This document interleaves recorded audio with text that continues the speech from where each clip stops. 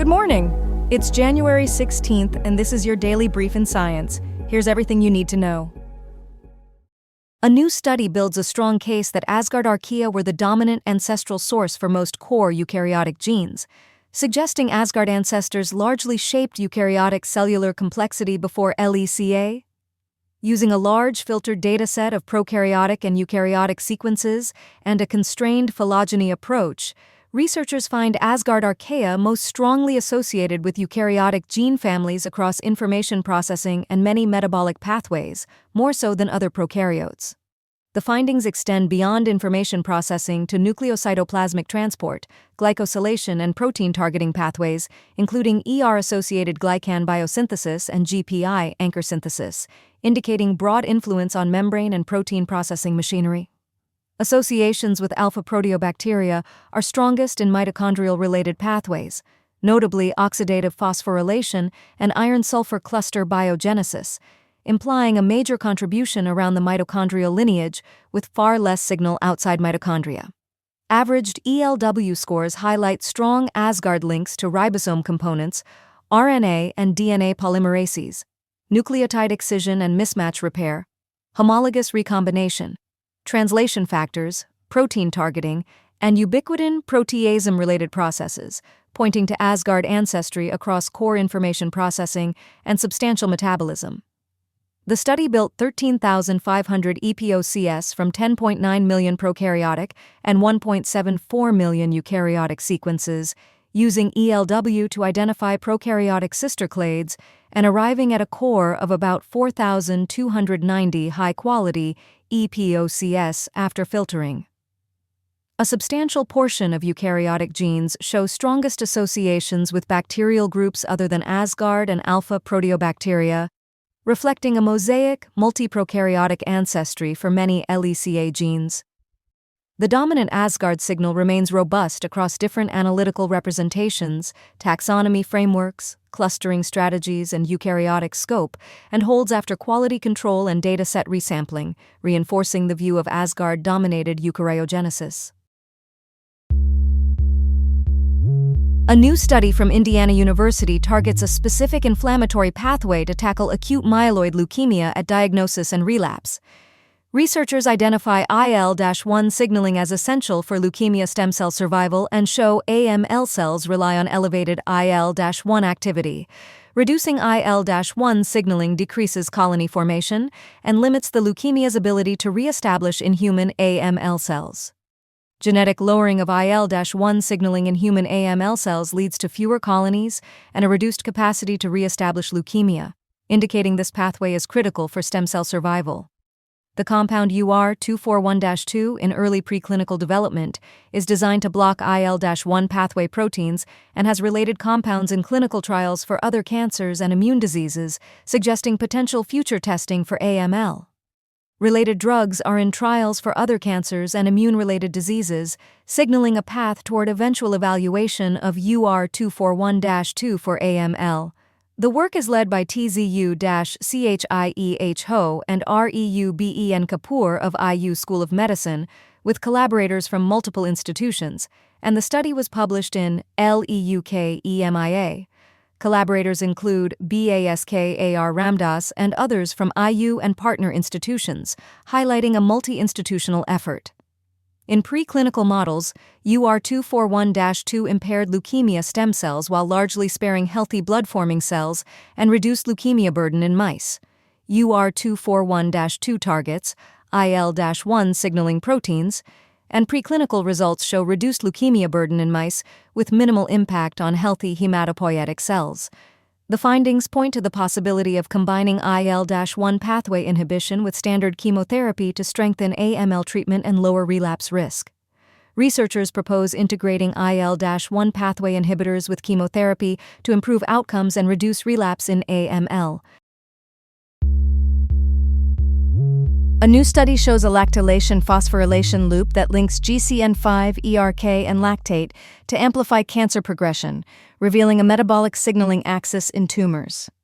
Researchers map how extracellular lactate acts as an active signaling metabolite and how lactylation at Archaea 231 weakens MEK activation while promoting ERK dimerization and downstream phosphorylation that support cell survival, proliferation, and migration. The work also describes a novel cell-penetrating peptide that inhibits ERK lactylation and impairs tumor growth in preclinical KRAS mutant models. RNA sequencing data from the study are deposited in the Genome Sequence Archive under Bioproject PRJCA 048893, with additional data available in the paper, supplementary information, and accompanying source data. The findings suggest that targeting lactylation or the GCN5 ERK loop could complement existing therapies, though broader validation across oncologic contexts is needed. The research surveys lactate's impact on immune cells, MAPK signaling, and oncogenic regulation, highlighting a comprehensive look at lactylation and phosphorylation-mediated cancer mechanisms.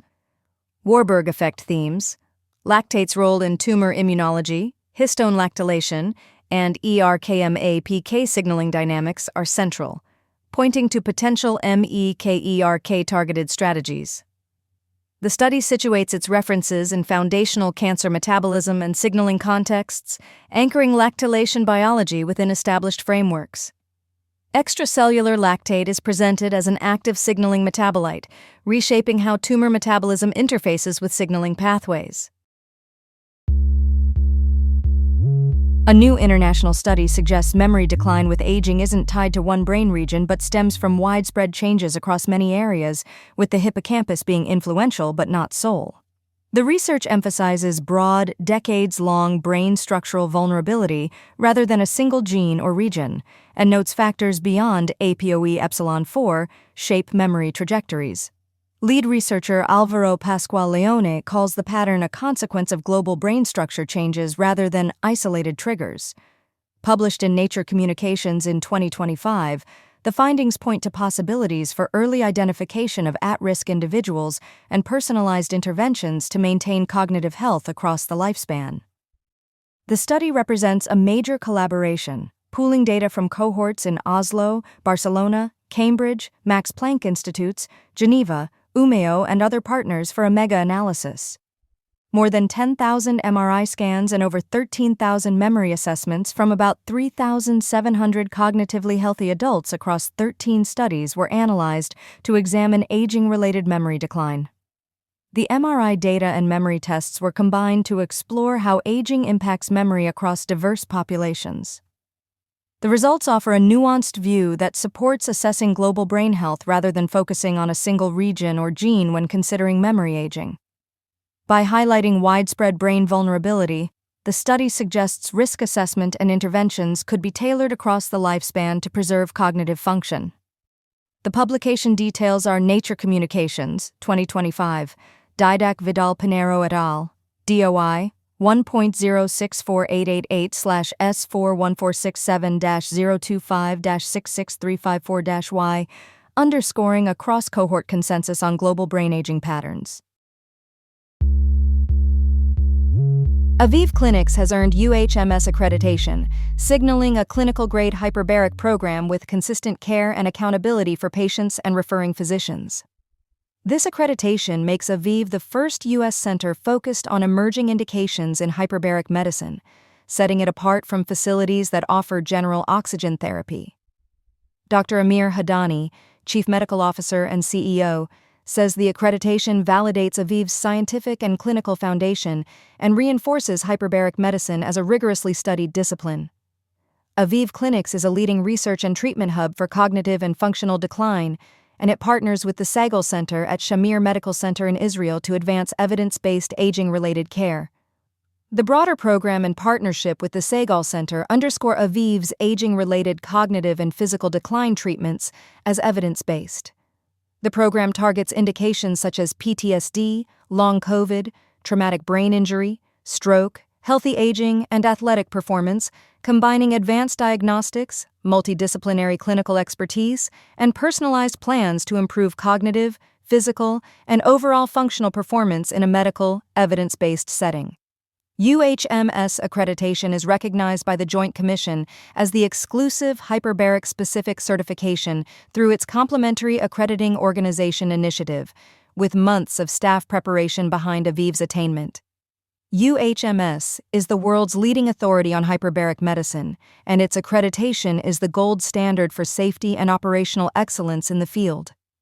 Readers can find more information at avivclinics.com and uhms.org.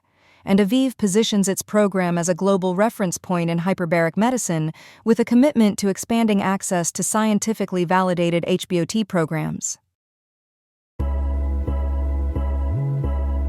This has been your Daily Brief in Science. To read more about these stories, follow the links in the episode bio. You can also subscribe to these updates via email at www.brief.news.